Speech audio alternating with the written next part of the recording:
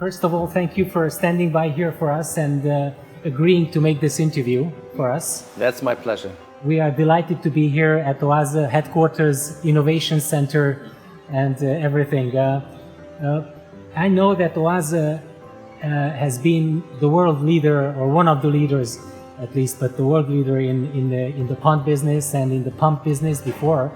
But recently the company has decided to move into the aquarium business, and it is quite successful in the exterior filter section, and from there I know that you already have other products as well in the freshwater and the marine water section. And tell me how this idea came to you to move into this business, and what are your plans in the future?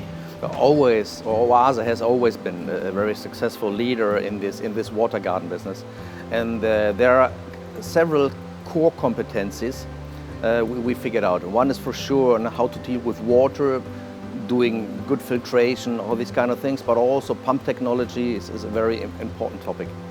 And our mission is that we would like to give or to add a certain quality to the daily life of human beings. And therefore a pond business is only a limited part of this possibility. And a wider part to add this daily quality to the lives of human beings is, for example, indoor aquatics. And when you look for the core competencies you need also for indoor aquatics, it's very similar to the pond business. So therefore we thought that our capabilities we have in that business, in the pond business, are also suitable for indoor aquatics. And this also combined with the high quality standards we have and also our German production made us believe that this could be a good step into this business field. You sound very confident, but when you step into the aquarium business, you know that you already have players in the field that has been here for many years, and their quality is also a good quality. What do you think your edge at OASE would be compared to these companies that were here before? Yeah, it's a multi-pillar strategy. On the one hand side, your products have to have certain unique selling propositions. This means there have to be certain qualities you won't find with the people or the players which are already in the market. So this is one big topic. The other topic is the way you deal with the partners who are engaged in that market. So talking to the dealers and all these kind of things. So we figured out one or the other thing which may help the dealers to convince their customers that it is better to use our products against the products of our competitors. And the next thing is that we always try to go directly to the retailers. So we don't want to see a distributor or wholesaler approach, because we love the direct feedback from our partners, because it makes us aware of what is necessary to develop the best products possible. Okay, so these two, basically. I know that your external filter has quite a few innovations, and we are going to talk about innovations later. But this proves the point, and also I wanted to ask you, what is your direction in the future? What kind of other product lines or what kind of other areas in the aquarium business would you like to move to? I think what we did so far was really the first step. And therefore we have to add a lot more products to our portfolio to make us to a complete solution provider in that business field. So different kinds of aquariums, different sizes, other technical equipment. So it's a long way to be really a holistic solution provider in that business field. But this is our aim, because we always believe in conceptual or systematical approaches.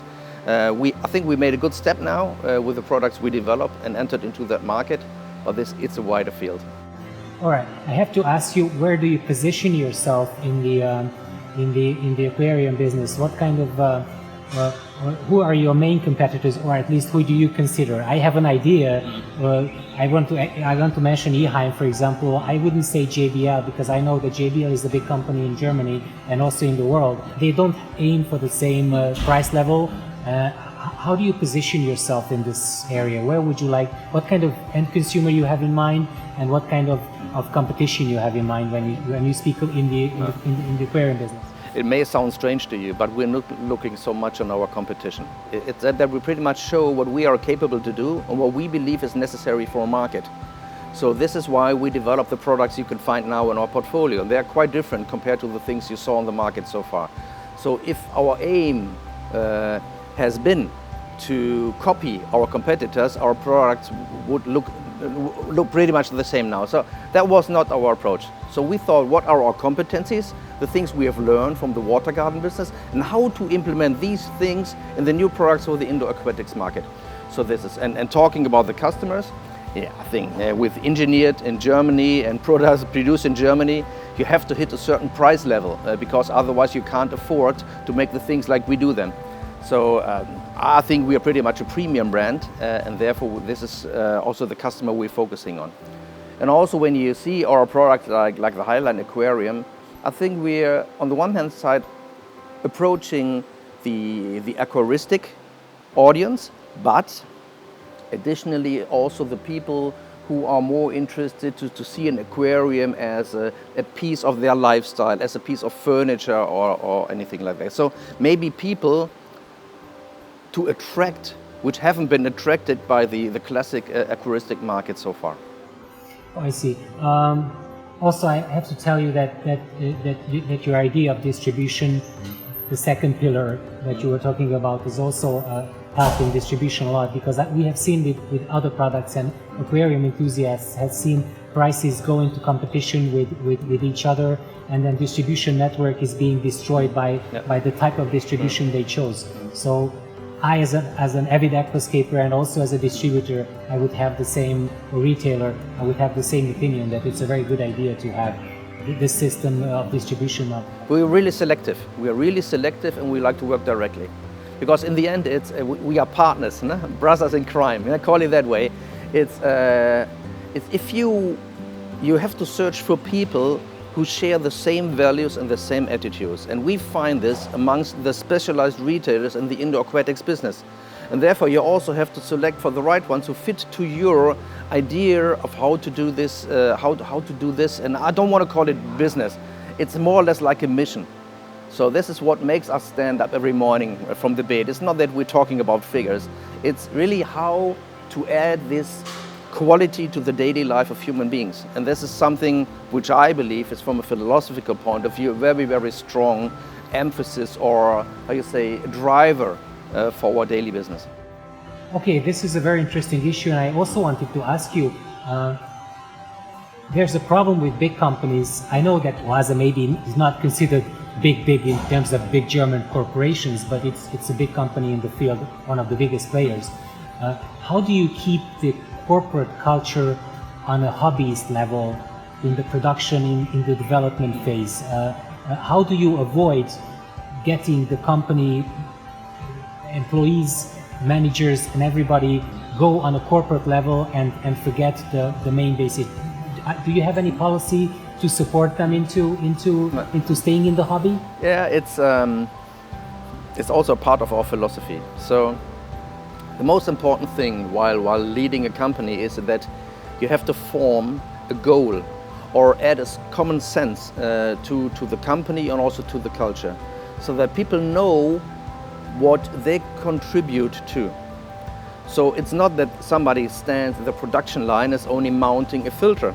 I think everybody is really aware that this product is supposed to be to spend joy and add this quality to the daily life of people later on. So that's not simply a product, the product is only a vehicle. So all the people here, they are aware of it. And also we have a lot of hobbyists also amongst our workforce. So people who have a pond, people who are pretty much into indoor aquatics or everything. So it's not that they are dealing with the product like a figure, it's also something very emotional for them. Okay, so I want to ask you about aquascaping, because as you know, Green Aqua has developed the leading aquarium product supplier in Hungary through the aquascaping hobby, and we all came from the hobby ourselves as founders of Green Aqua. And so I have to ask you, what is your vision with aquascaping? I know, and I have to mention one of your colleagues, Audrey Bowman, who just recently joined your team. and is doing beautiful aquariums. Like this one, for example. Like this one in here. And what is OASE's view and you also have these great tools, scissors, pincettes, and our customers love them. So are you planning to develop this side of the aquarium hobby compared to the general development of the aquarium hobby? I think this let's call it a trend of aquascaping is adding also something to the indoor aquatics field in the past, because it's now also very much about contemplation. It's also pretty much about an aesthetical effect, all these kind of things. And I like this because it's even more a multi-dimensional thing how you see indoor aquatics. It's not only about the fish.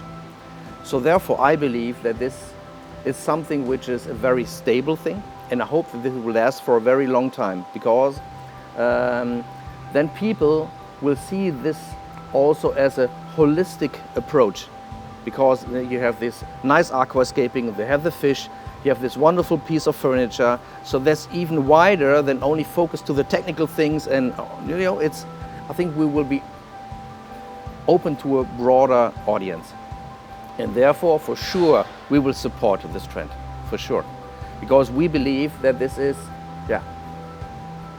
underlying this holistic approach. We as Green Aqua experienced the same thing. When we started the hobby, we started going to the visual approach, and we are less hobbyists, more visual creators. And I think that the modern aquarium hobby is going towards this direction, maybe slower in certain parts of Europe, but maybe. What are your international expansion plans, or what is your in the aquarium business, of course, because I know that in the pond business you're already everywhere. Yeah, we're already everywhere, and we would like to be with aquatics also everywhere, because we have this distribution network, we have people all over the world. It's a challenge for us now to find the right people, which are also suitable for indoor aquatics market, because it depends a little bit on the region you are. You need different people. In some countries, like in Europe, you have specialists dealing as well with ponds, but also indoor aquatics. But in other parts of the world, it's completely different. So yeah, our biggest challenge is to find the right people who share our values and are ready to give this product and these ideas also to the market. But yeah, for sure, our mission is to make as many people happy as possible. So therefore we need many people to support us and help us in spreading our mission. Thank you so much for standing by. Yeah, you're welcome. Thank you. Yeah. All right. Okay. Yeah. My pleasure. So.